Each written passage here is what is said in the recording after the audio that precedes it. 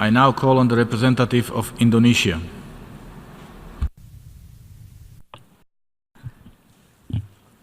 Mr. President, the delegation of Indonesia is compelled to exercise our right of reply to respond to the statements made by Vanuatu and Solomon Islands, echoed by Tuvalu and St. Vincent and the Grenadines concerning Papua and West Papua.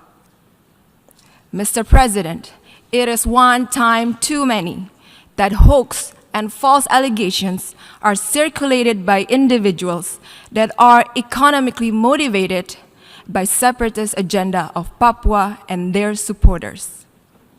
Time and time again, the same fabricated and false accusations are thrown at us. These countries are sadly blindfolded. They fail to understand, or more precisely, refuse to understand. The provinces of Papua and West Papua have undergone massive development and progress.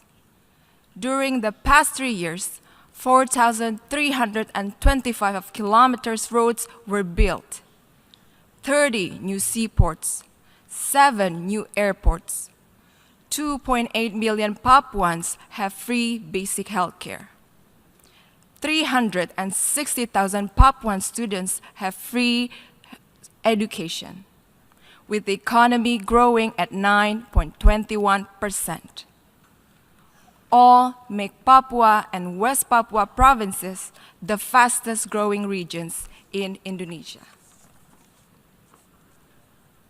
Mr. President, Papua and West Papua provinces are an integral and sovereign part of Indonesia. They will always remain an integral part of Indonesia. These countries were foolishly deceived by individuals, I repeat, by individuals with separatist agenda to exploit the issue of human rights. If human rights are at the heart of the issue, why? Why were these concerns not raised in the appropriate forum, namely the third cycle of the Universal Periodic Review of Indonesia at the United Nations Human Rights Council? If Indonesia has anything to hide on human rights issue, in this day and age of open technology, by now everybody will know if such accusations even exist.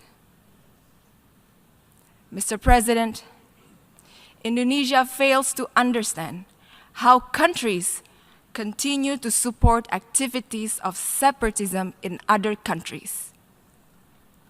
Or is this a way to hide from one's own domestic problems? Are these countries' human rights track record perfect? Obviously, their motivation in this august body is to dismember the territorial integrity of a sovereign and independent nation. Such actions are illegal, must not be condoned, and violates the fundamental principles enshrined in the United Nations Charter.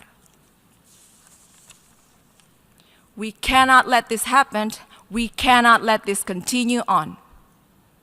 Indonesia categorically rejects all accusations made by these countries and the individuals with separatist agenda operating behind them.